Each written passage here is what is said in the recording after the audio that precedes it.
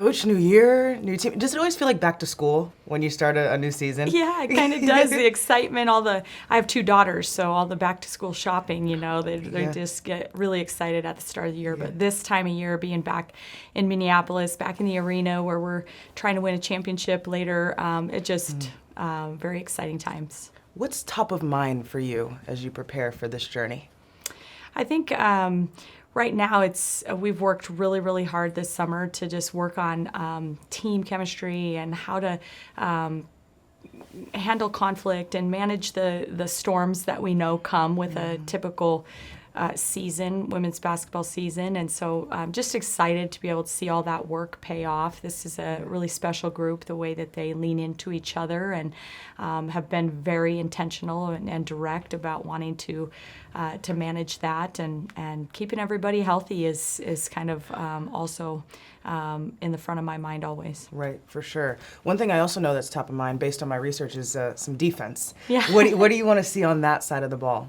Yeah, I think last year there were times where we felt like we didn't maybe keep up the defensive ball pressure that we would really like to continue to wear down opponents. And so that's something we've been focusing hard on. We've added some new pieces to our team that we feel like just are players that play with motors and work for deflections and can get tips and steals. And that allowed us to play a little different this summer when we went on our foreign trip to Greece. And we tried a few things, just full court pressure, a few things we hadn't done much of in the past. And I think it's made our team more aggressive. How did that trip aid in the development of what you want to implement this season? You have the opportunity to take some risks overseas. Yeah, absolutely. I think our team, the 10 practices, the additional practices in the summer were really competitive. It's a time frame where we don't get to bring we don't have our male practice squad quite as Which means the girls are running a lot more. That means they're doing a lot Yeah. more reps. They're playing against each other. It creates a lot of competition, but I thought we saw just immense growth in those 10 practices, and it did give us that opportunity to advance and look at some things differently and try some different lineups, try some different defenses, try some different tweaks offensively to see kind of what's going to stick with this group. Yeah, I always remember I played, and besides trying to get a peek at the practice plan, it was like, are the practice players here today? Tells me what kind of day we're going to have. One thing about the Big Ten that's so special is these fan bases, right? Across the board and sport to sport. What's unique about the Nebraska fans? They are just so true, and it doesn't matter through highs and lows, ups and downs, they are going to be there. The fact that our football stadium is sold out since 1965, every single game, and I think through some ups and downs, it just shows Nebraska faithful, Husker Nation is just really, really special. And I think the fact that in the state of Nebraska we don't have any professional sports, and everything is really people are Husker crazy there, and just very passionate about it, and it's something special that unless you're there and experiencing it, it's hard to describe. Yeah, you know so much about the fan base. I think we all, like the country, got a piece of it with the volleyball team and what they were able to do in filling the stadium. What did that experience tell you about the opportunity that you have to try and get more fans out for women's basketball games? Yeah, well, I think it's shown.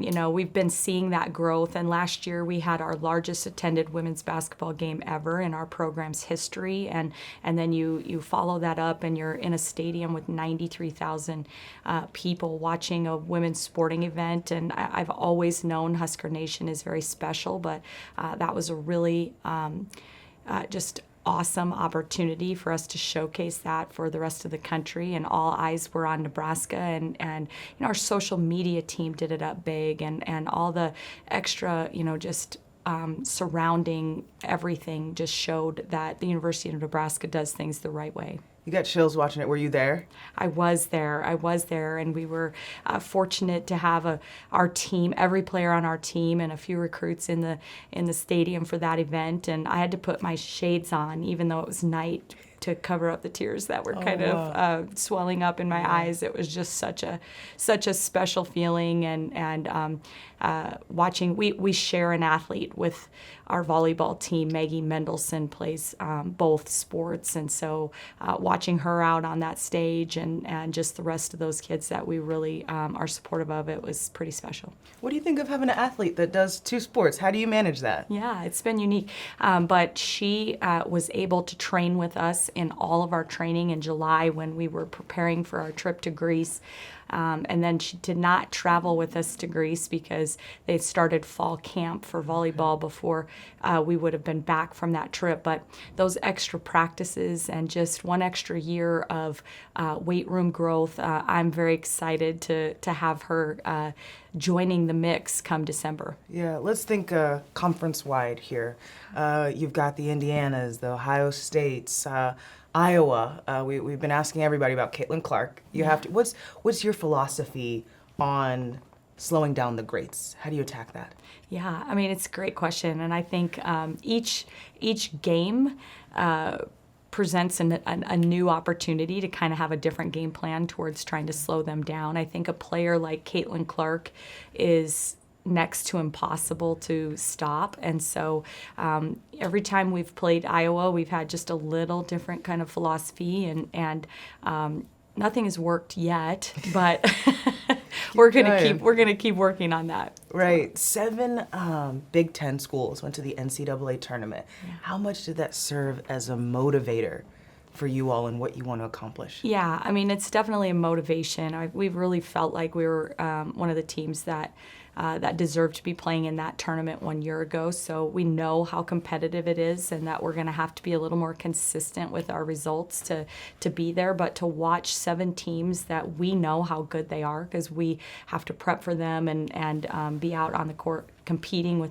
with them, and so we know how tough this league is. But to watch not just 7 teams make the NCAA tournament, but to watch the way our teams really compete and advance and have great success in that tournament, I think it's a testament to just how competitive our league is. Yeah, which at the end of the day is a win for everybody in the league, yeah, right? It absolutely is. And iron sharpens iron, and I'm a firm believer of that. And it just continues to be the motivation for us to continue to raise the bar for our program.